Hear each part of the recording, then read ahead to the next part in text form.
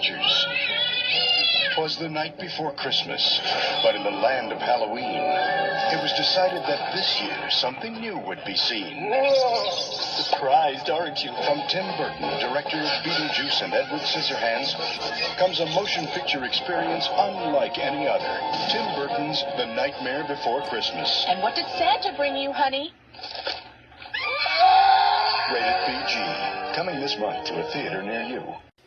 Just an overall fantastic movie. Not just a great Halloween movie, but a great Christmas movie. I like that this is probably one of the few movies that successfully combines two holidays into one and makes for a really entertaining movie with great animation, great stop-motion animation, great music, great comedy, great characters overall. Although the main villain is not that exciting. I think Oogie Boogie's probably the worst part about this movie, but even then he's not terrible, but considering how great everything else is, he's definitely the weak link in this, but I don't think I have any more to say about this one. The Nightmare Before Christmas is just a phenomenal movie. It's hard not to watch it every single year, whether it's Halloween or Christmas time.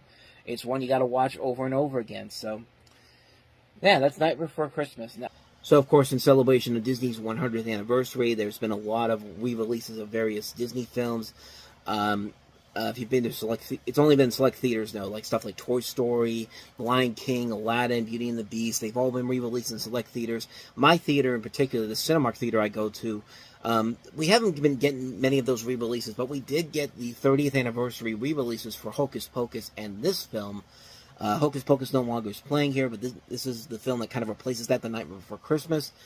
And, you know, honestly, needless to say, there's not really much more to tell about the story overall. If you haven't figured it out already, you basically have the story of Jack Skellington, a character from Halloween Town who opens up a portal to Christmas Town. That's all these different towns for these different holidays, and decides to celebrate the holiday with some dastardly and comical consequences.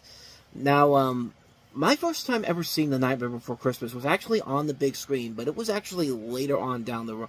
It was around 2007 when they actually were doing these annual re-releases of the film in 3D.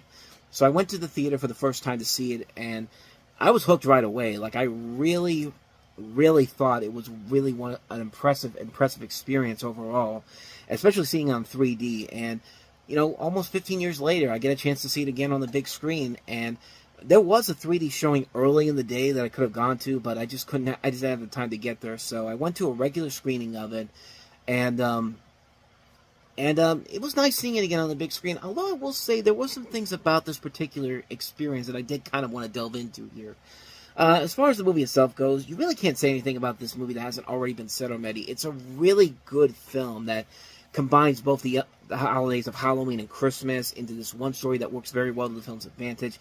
The music overall is fantastic. There's a lot of great songs in this film by Danny Elfman, who sings the songs. A great voice cast overall here. Chris Sarandon, Catherine O'Hara, William Hickey, Glenn Shaddix, Greg Proops, Brad Garrett.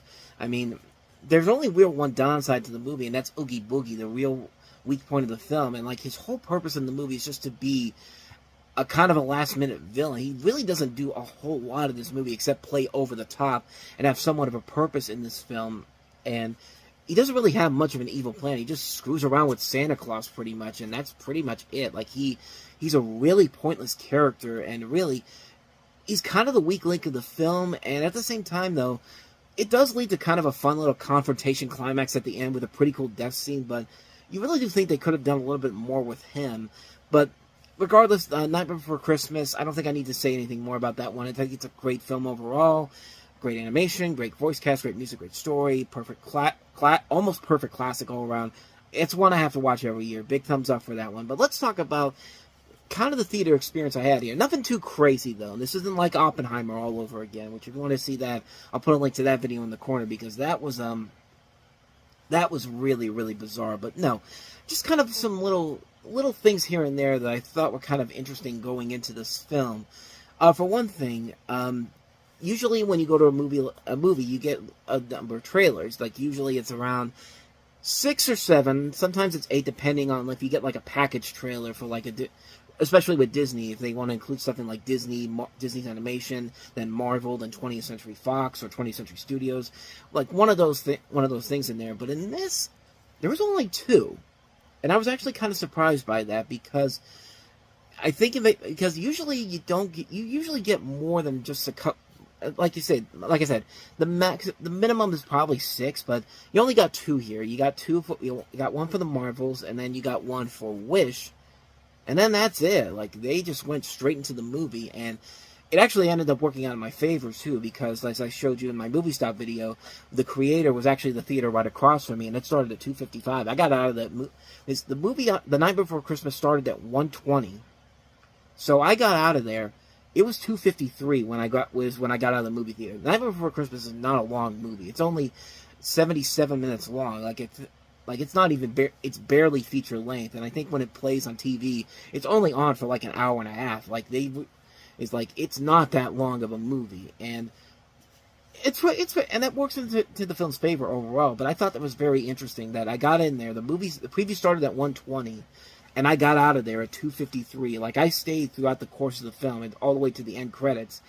And I thought that was very interesting on how it's only just those 2 trailers. Like, you don't think that Disney is like, they don't, like, usually you would see other trailers from other studios, but I guess this was one that Disney had complete control over, and basically they just said, just put these trailers for these new Disney films that we've got coming up here, and then that's it. Just go straight to the film. So, like I said, it worked out to my favor in the end, but the movie itself, though, they actually used the 2006 remastered version, because, of course, this was originally released by Touchstone Pictures back in the 1990s, and you can rarely find that on a DVD, and I think you can only get, actually, the original DVD releases, I think, still would have the Touchstone logo on there, and, but when you go into this, it's the 2006 version. You see the 2006 Disney logo, which, even though that's been gone for a year now, it's still kind of reminiscent.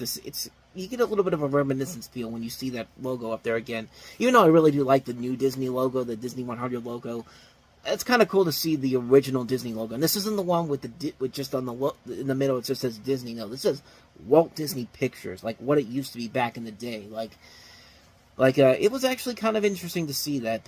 But I will say this, though, the film itself can look kind of blurry at times. Like, it's kind of unfortunate that they don't have I don't know if they have the 4K restoration that they did for the recent releases that came out as of this year, but like, I could tell when I was watching the film, like, it looked like a full screen. Like, you saw like the black bars on the sides there, which are distracting in a way, but I don't know. I kind of felt like this movie needed to have the bigger widescreen transfer of it, or the 4K restoration for it. I mean, I thought that's what most people were going to get when they saw this, but yeah, at times the screen can look very blurry, and it's not for the film itself. I think it's just the camera itself as a whole, because the cameras that are the digital cameras that they have there to show the film, you would think that there would be a little more advancement to it. And, like, you could watch classic films on a big screen in digital and it'll look pristine, but I don't know. Like,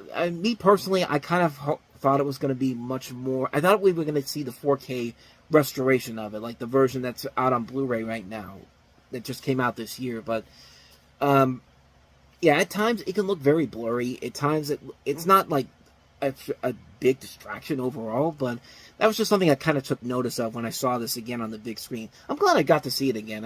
I'm glad to say that at least I got to see this movie not just once but twice at the theater, and I'm definitely going to watch it again very, very soon. In fact, I might watch it tonight because it's on ABC. The Wonderful World of Disney has that, and the Toy Story Halloween special, so I might be checking those out a little bit later on tonight. But I'm definitely going to be seeing it again very, very soon. So.